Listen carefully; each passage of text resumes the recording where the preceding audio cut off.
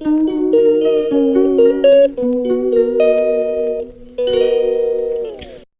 Morning friends, কেমন আছো তোমরা সবাই? আরেকটা নতুন ব্লগে সবাইকে স্বাগত। তো সকাল সকাল স্নান করে ভগবানকে পুজো দিয়ে রেডি হয়ে নিয়েছি।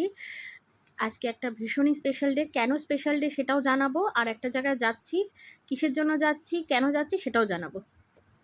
তাহলে ভিডিওটা স্কিপ না করে প্রথম থেকে শেষ অবধি পুরোটা দেখতে থাকো।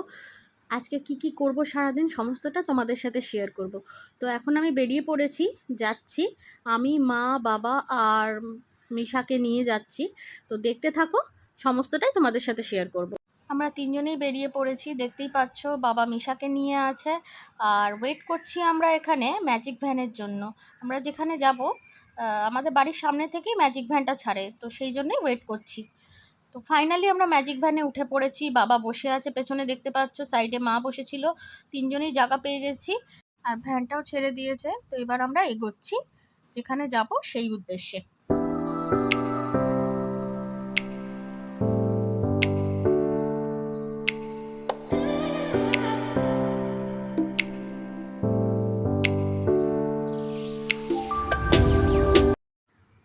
মোটামুটি প্রায় পৌঁছেই গেছি।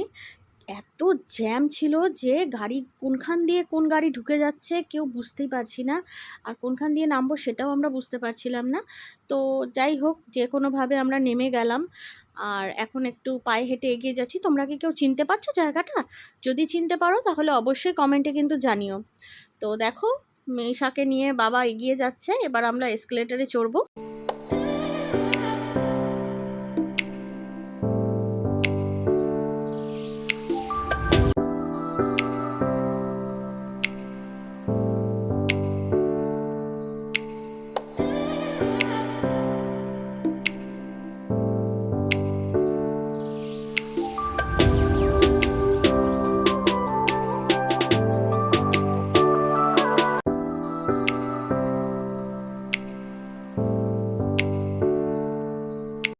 আশা করি এতক্ষণে তোমরা বুঝেই গেছো যে আমি কোথায় এসেছি। হ্যাঁ, আমি দক্ষিণেশ্বরে এসেছি, কারণ আজকে হলো আমার 3rd অ্যানিভার্সারি। তো আমরা আমাদের বিয়ের 3 বছর পূর্ণ করলাম, তো সেই উপলক্ষে আমি মা ভবতারিণীকে পুজো দিতে এসেছি। অফিসের কারণে খুব একটা বেশি এদিকে আসা হয় না, তাও যতবার এসছি ততবার বাইকে করেই এসছি, তাই জন্য নিচে দিয়ে চলে যেতাম। তো স্কাইওয়াকটা আমার কখনো দেখা হয়নি, আজকে যাচ্ছি। ভীষণ ভালো লাগছে, নিচের দোকানপাটগুলো সব ওপরে তুলে দিয়েছে, খুব সুন্দর করে সাজানো আর পরিষ্কার পরিচ্ছন্ন, বেশ ভালো লাগছে। যদিও এই অফিসের কারণেই আমার হাজব্যান্ড আজকে আসতে পারেনি, তাই মা বাবার সাথে আসা।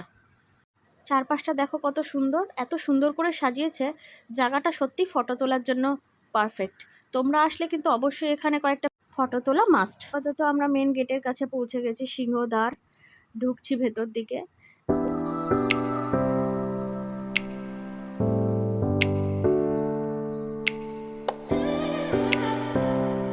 সিংহদ্বার দিয়ে আমরা ভেতরে প্রবেশ করে গেছি। দেখো কি প্রচণ্ড রোদ ছিল আজকে, অনেকটা টাইম হয়ে গেছিল, তাই জন্য রোদটাও প্রচণ্ড গায়ে লাগছিল। এই হলো আমাদের মায়ের মন্দির। মন্দির তো আমি ভেতর থেকে দেখাতে পারবো না, কারণ ভেতরে ক্যামেরা অ্যালাউ নেই, সেই জন্য আমি বাইরে থেকেই তোমাদের একটু দেখিয়ে দিলাম। মন্দিরের ভেতরের পরিবেশ কিন্তু আশপাশে খুবই সুন্দর, যথেষ্ট পরিষ্কার পরিচ্ছন্ন আর খুব ওয়েল মেনটেন করা, তার জন্য তোমাদের খালি পায়ে চলতেও এখানে কোনো অসুবিধা হবে না। ভেতরে ঢোকার পর সামনের দিকে একটু এগিয়ে গেলেই অনেক দোকান আছে, ওখান থেকে নিয়ে নিতে পারো তোমরা পুজোর ডালা। বিভিন্ন রকম প্রাইসের পুজোর ডালা রয়েছে, ভগবানের জন্য প্রসাদ নিয়ে নিতে পারো, আর অনেক রকম পুজোর সামগ্রী রয়েছে, তোমরা ওখান থেকে সব একসাথে কালেক্ট করতে পারো। আমরা যেই দোকানটিতে ঢুকেছিলাম সেই দোকানের নাম, ফোন নাম্বার আমি ডেসক্রিপশানে মেনশন করে দেবো, চাইলে তোমরা ওই দোকান থেকেও তোমাদের জিনিস নিতে পারো। ঢুকতেই ডান দিকের এই 58 নম্বর দোকানটায় আমরা ঢুকেছিলাম। মালিকের ব্যবহার ভীষণ ভালো, আর পরিষেবাও খুব সুন্দর। এখানকার দোকানটা বুঝতেই পারছো দেখে, খুব সাজানো গোছানো। এখানে জুতো রাখার জায়গা, তোমাদের মতন তোমরা নিজেদের মতন রেখে দেবে, ওরা নিয়ে একটা নাম্বার দিয়ে দেবে তোমাদের। দেখো, উনি হচ্ছেন মালিক, আর ভীষণ ভালো পরিষেবা। আমরা 101 টাকার ডালা নিয়েছিলাম, ওনারা নিজে থেকেই সুন্দর করে বানিয়ে দিল। এখনকার যে ইয়েলো কালারের ফুলগুলো দেখতে পাচ্ছ, এগুলো দিয়ে সুন্দর করে ডালাটা সাজিয়ে দিয়েছে। তো ওনার ফোন নাম্বার আর দোকানের নাম আমি অবশ্যই ডেসক্রিপশানে দিয়ে দেবো, তোমরা অবশ্যই দেখে একবার ভিজিট করতেই পারো ওনার দোকানে। একটা জিনিস যেটা আমার বলার, ওনাদের কিন্তু প্রসাদের কোয়ালিটি ভীষণ ভালো। তো অবশ্যই আপনারা একবার হলেও এই দোকানটায় ভিজিট করবেন। আশা করি আপনাদের খুব ভালো লাগবে। আমার বিক্রি করে এটা আপনার জন্য। Thank you so much. আমাদের প্রসাদ মুখে পুজো দিয়ে মুখে দিয়ে তারপর বলবেন, ইউটিউবে আপলোড করবেন। একদম একদম। ডালা যে এটা ছিল আমাদের পুজোর ডালা। সব থেকে যেটা বেশি আমার ভালো লেগেছে ওনার পরিষেবা দেওয়ার ধরনটা। উনি আমাকে একটা এত সুন্দর গিফট দিয়েছে, আমার ভীষণ ভালো লেগেছে। চাবির রিং তোমরা দেখতেই পেলে। যাই হোক, তাহলে চলো এবার মন্দিরের দিকে এগোনো যাক। মন্দিরে তো মোবাইল অ্যালাউ নেই, তার জন্য আমি একটা আলাদা কাউন্টার আছে, সেখানে গিয়ে মোবাইল, ব্যাগ সমস্তটা ওখানেই রেখে আসবো। এটা হলো সেই মন্দির প্রাঙ্গণ। সামনেটা দেখতে পাচ্ছ, এখান থেকে লাইন দিয়ে ভেতরে যেতে হয়। তো তার আগে আমাকে এই মোবাইলটা রাখতে হবে। তো সেই জন্য আমি চলে যাব, অন্য একটা সাইড আছে, এই বাঁ হাতে চলে যেতে হয়। তো সেখান দিয়ে আমি গিয়ে মোবাইল আর ব্যাগটা রেখে আসবো। বাবা আর মাকে আমি ওই লাইনেই পাঠিয়ে দিলাম।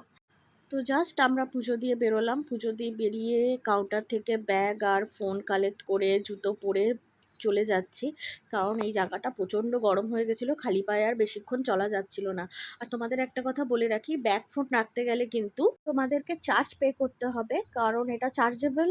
এখানে ওই খুব বেশি নেয় না, 20 টাকা 16 টাকা, যেরকম তোমার জিনিস থাকবে সেই হিসাবে। তো এবার আমাদের মন করছিল একটু বেলুড় মঠ ঘুরে আসার, কারণ দক্ষিণেশ্বর সবসময় আসা হয় না। তো অনেক দিন পরেই আমরা এসেছিলাম, তাই ভেবেছি যে একটু বেলুড় মঠটাও ঘুরে দেখে আসি। এখন এত রোদ উঠেছে, এত গরম লাগছে, বুঝতে পারছি না কোন দিকে যাব। সবাইকে জিজ্ঞেস করতে করতে ফেরিঘাটটা কোন দিকে আছে এগিয়ে যাচ্ছি। দেখা যাক ফেরিঘাটে পৌঁছে কি করা যায়। এটা হলো সেই ফেরিঘাটের রাস্তা, আমাদেরকে একটা আর্মি বলে দিলেন। তো এই রাস্তাটা হলো সিংহদ্বারের বাইরের দিকে লেফট হ্যান্ড সাইডে সোজা এগিয়ে যেতে হয়। কিছুটা দূর গেলেই ডান সাইডে পেয়ে যাবেন আপনারা ফেরিঘাটের টিকিট কাউন্টার। ওখান থেকে টিকিট কেটে সামনেই একদম লঞ্চ ঘাট।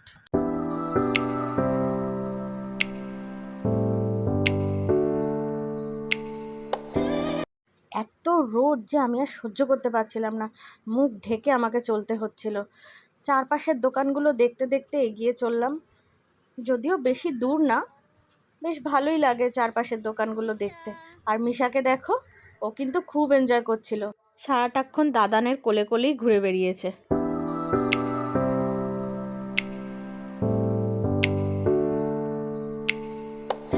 টিকিট কেটে আমরা পৌঁছে গেলাম ফেরিঘাট। 3 জনের টিকিটের দাম পড়লো 11 টাকা করে, 33 টাকা। তো দেখো ফেরিঘাটে সবাই ওয়েট করছে লঞ্চের জন্য, কিন্তু ভাটার কারণে লঞ্চই নেই। ওরা সবাই বলছে অনেক টাইম লাগবে লঞ্চ আসতে।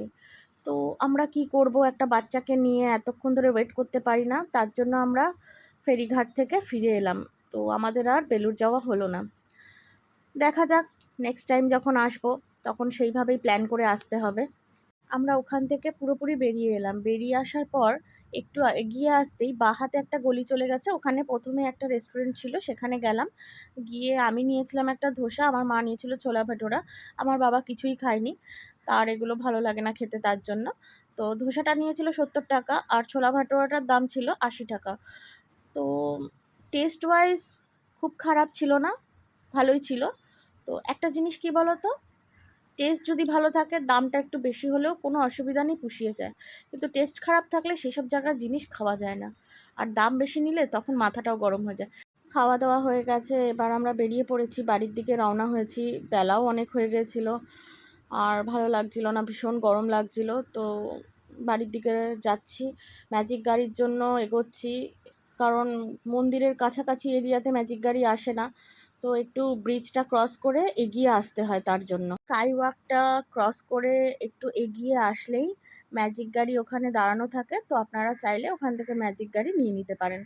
তাছাড়াও বাস পাবেন, যে র্যাপিডো করতে চাইবে র্যাপিডো, যার যেটা ভালো লাগবে সে সেই হিসাবে গাড়ি ওখান থেকে পেয়ে যাবেন, সবসময় অ্যাভেলেবেল।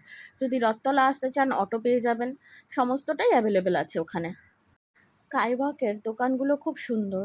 কিছু কিছু দোকান আছে যেখানে ভগবানের প্রচুর সুন্দর সুন্দর মূর্তি সাজানো ছিল।